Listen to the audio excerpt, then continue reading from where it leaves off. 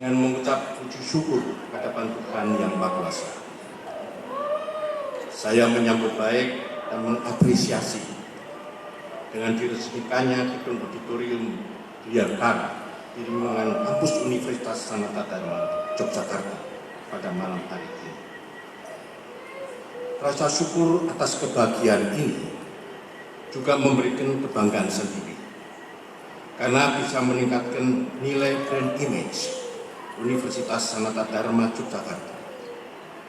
Karena dengan nama Dirgantara akan lebih meneguhkan misi Universitas Sanata Dharma sebagai komunitas akademik pencerah budi, pengasah nurani, dan penggerak aksi. Dengan filsafat Dirgantara adalah manusia adalah kawan bagi sesama, atau homo hominis socius.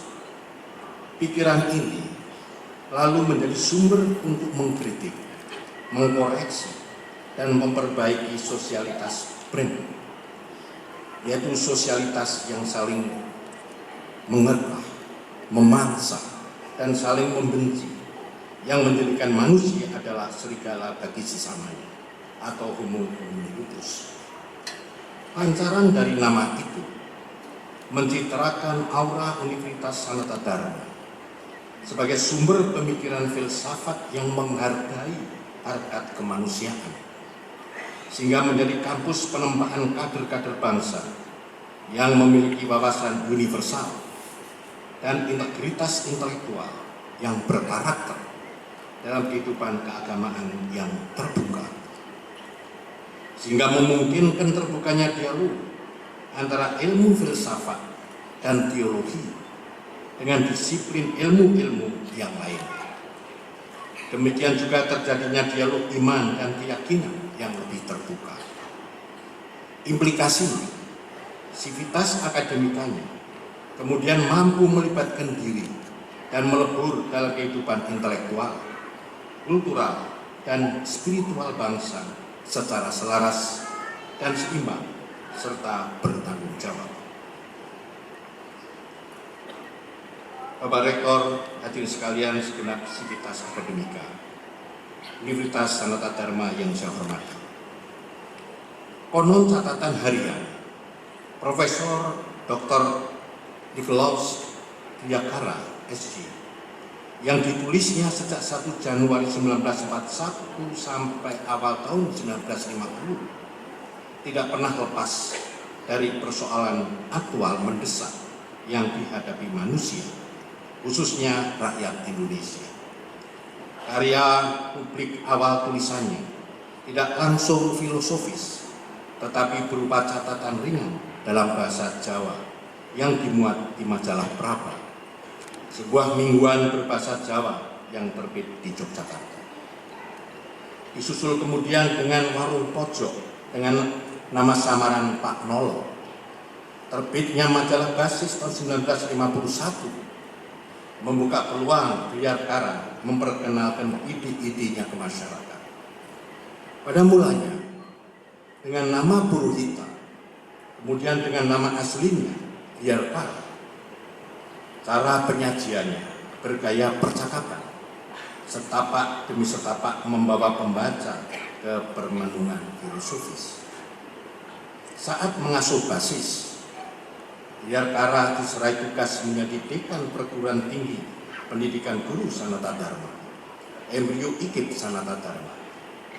Pidato pertanggungjawabannya tentang kepentingan pendidikan guru memperoleh tanggapan luas. Dan sejak tahun 1955, selain dikenal sebagai filsuf, juga seorang ahli pendidikan. Lewat tulisan, pidato, ceramah, dan kuliah, Dirgantara memberikan pencerahan proses pencarian jati diri bangsa.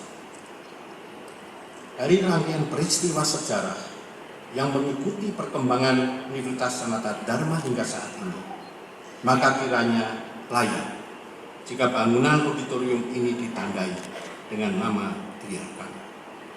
Selain karena ada kenangan emosional dengan sosoknya, juga oleh sebab adanya jejak-jejak sejarah, khususnya di bidang filsafat dan pendidikan yang memberikan panduan tentang etika. Bapak, Ibu hadirin sekalian, dan segenap sivitas akademika Universitas Sanata Dharma yang saya hormati. Justru dalam kehidupan berpolitik yang beretika itulah yang menjadi tuntutan rakyat saat ini. Karena seringkali bahkan masih saja terngiang di telinga betapa para elit kita seakan tidak peka akan makna hakiki dari etika. Di Indonesia yang berfalsafah Pancasila, seharusnya otoritas kekuasaan dapat bersanding dengan etika kebersamaan.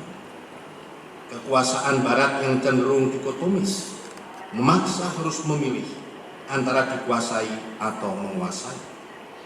Dalam ketegangan antara dua kutub itu, Thomas Hobbes menyatakan manusia adalah serigala bagi lainnya. Kekuasaan yang dimandatkan oleh rakyat menuntut sikap etis dalam politik agar nilai kebersamaan dalam Pancasila, nilai solidaritas dalam semangat kebangsaan, dan nilai komitmen nasionalisme terselenggara dengan baik.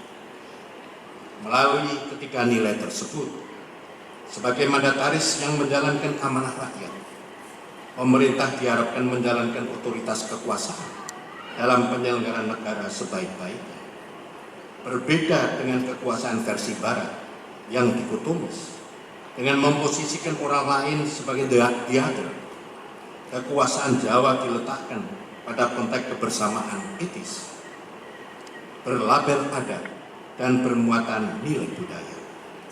Kedua unsur peradaban itu sangat mempengaruhi bentuk dan penyelenggaraan kekuasaan suveren Jawa.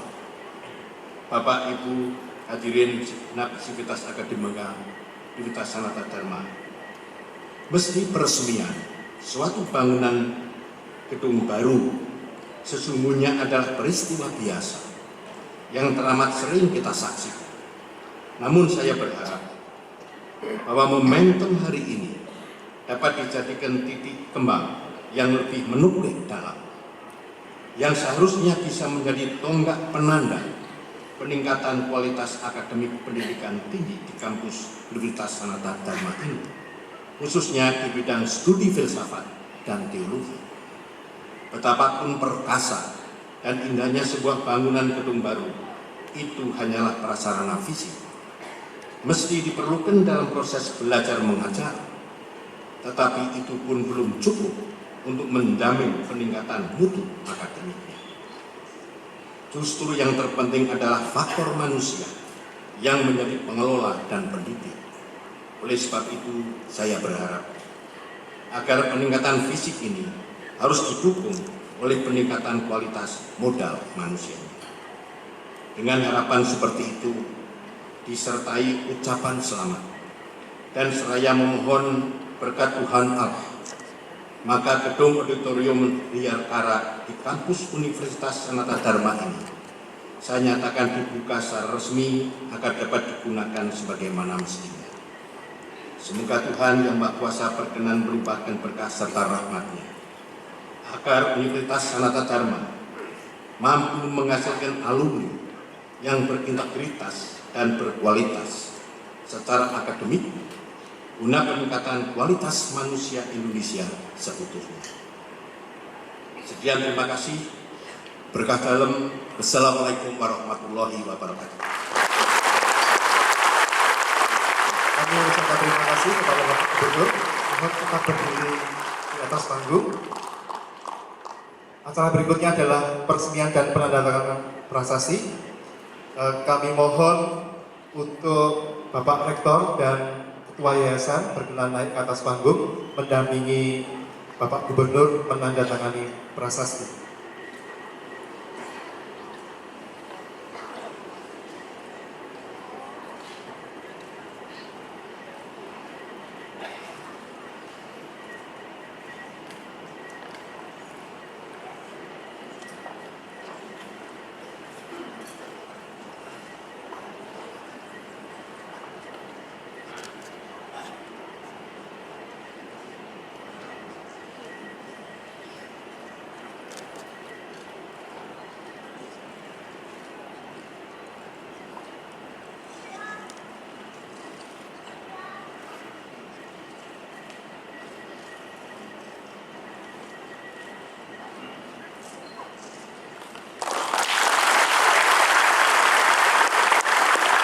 Terima kasih kami sampaikan kepada Bapak Gubernur Daerah Istimewa Yogyakarta beserta Bapak Rektor dan Ketua Yayasan. Kami persilakan untuk kembali ke tempat duduk.